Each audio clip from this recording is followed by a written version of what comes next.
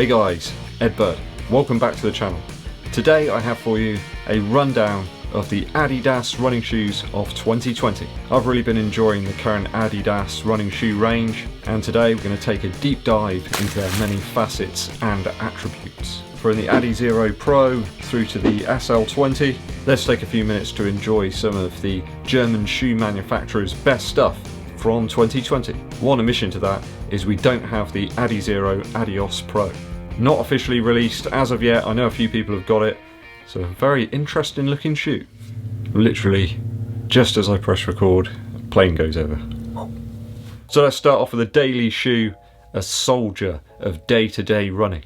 The SL20. Lots and lots of viewers of the channel have Lots and lots of viewers of the channel have messaged me to say they've picked up a pair of these and they're really enjoying them. Certainly a very cheap and cheerful option. Over here in the UK, the retail price is about 100 Earth credits, but you can regularly pick them up on sale for as little as £50. My size 11.5 clock in at 255 grams, which is bang on 9 ounces. I find these surprisingly versatile. I find myself enjoying these on easy pace days and at sessions that are more akin to tempo pace. This shoe does feature a predominantly light strike midsole, which does set it apart from the Adizero Pro and Boston 9, which we'll look at later.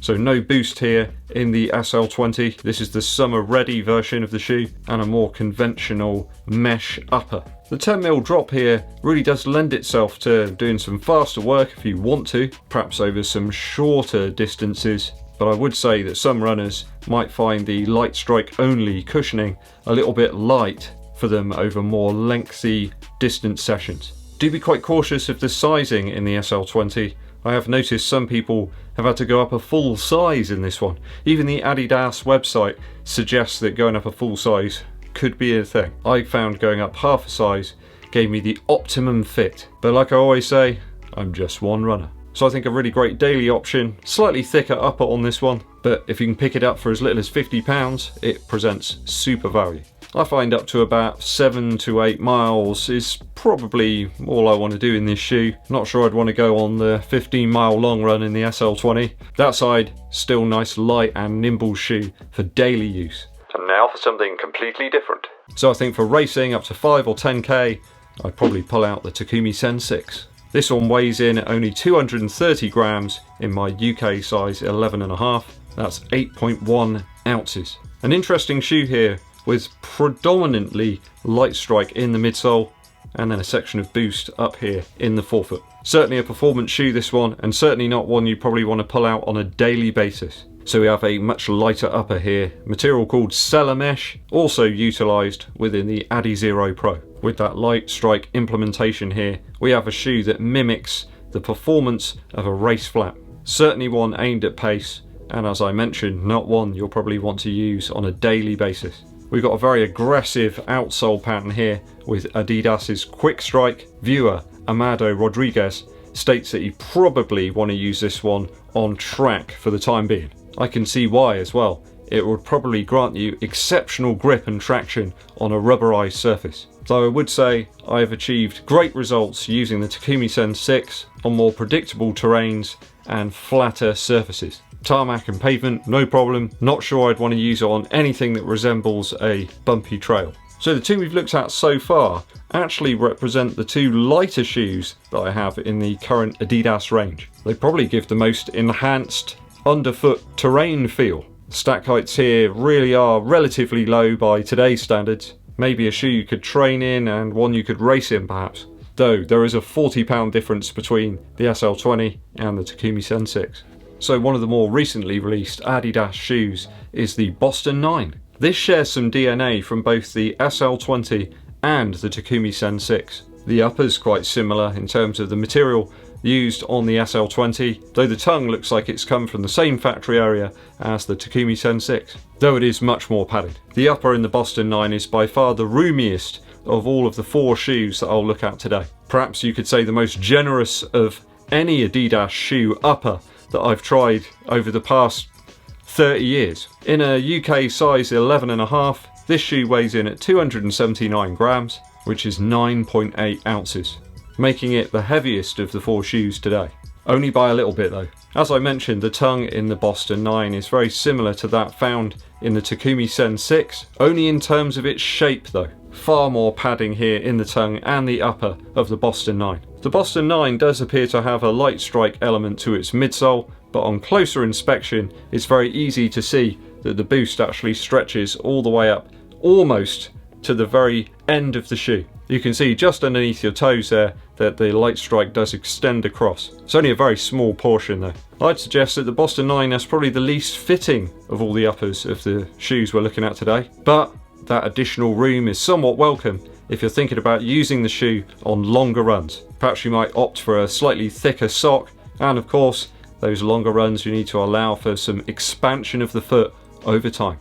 I found that the Boston 9 over that 15-mile long run route recently performed admirably well, and I can certainly recommend it for that purpose to you, my very valued viewers. But today I injected some slightly faster miles into my typical daily route, and I found that the shoe responded exceptionally well, enabling me to get down to 6 minutes 30 per mile average on the final third faster mile. A supremely comfortable shoe, and at £120, one I feel is exceptionally good value. Really a standout offering, this one from Adidas, with absolutely superb versatility. No tongue slippage to report now either, after using the small holes on either side of the tongue up towards the final lace eyelets. The most expensive of the shoes in today's lineup is the Adizero Pro, which clocks in at £160. This shoe, as I mentioned earlier, has a similar upper to the Cellar Mesh featured on the Takumi Sen 6. A very comfortable yet fitting upper. This one in my UK size 11.5 weighs in at 275 grams or 9.7 ounces. So it's just marginally lighter than the Boston 9. There's boost throughout the whole of the midsole here, but we have a more prolific light strike cage around that boost material. Not a ridiculous stack height in the Adizero Pro, and a 9.5mm drop between heel and toe.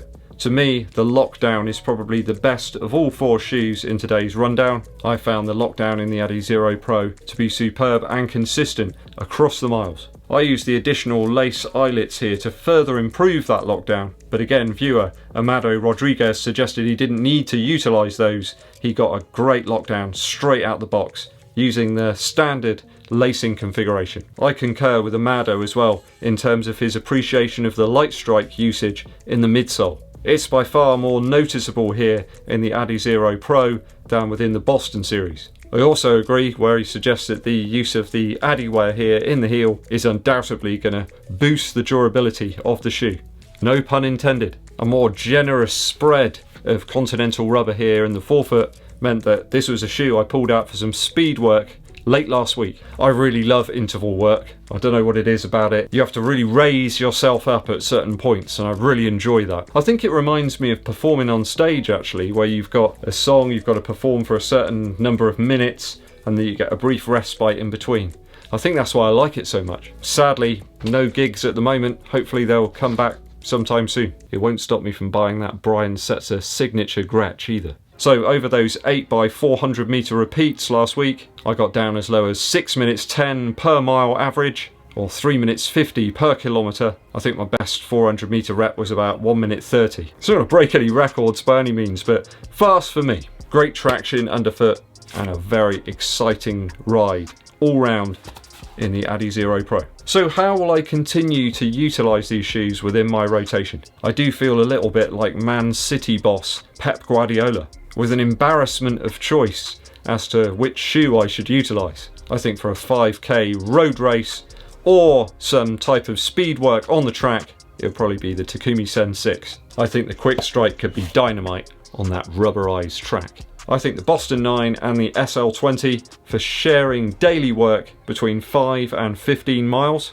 Perhaps the Boston for the longer and faster runs. Though like a siren, it calls me every day. I think for speed work, tempo work or racing, it's gotta be the Adizero Pro. Such a beautiful shoe, and to think I almost slept on this one as well. What do you make of my crazy Adidas rundown today, guys?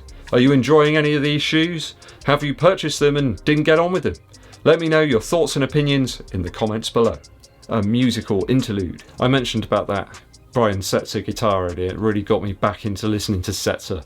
What a super player. One of my favourites from him is the album Lonely Avenue. There's some beautiful songs on here. A cross between some crazy guitar, boxes of fireworks, and some really lovely ballads. Setzer really shows off his chops on this one, and his beautiful voice as well, almost crooning at some points. Do go and check it out, this fantastic album from Brian Setzer called Lonely Avenue. That's all for today, guys. Thanks for watching through to the very end of the video. I do appreciate it. If you haven't done so already, hit the subscribe button and click the bell for notifications below of when new videos are launched. Helps the channel out a huge amount if you give this video a thumbs up like and share it with your running buddies. My name's EDDBUD and I'll be seeing you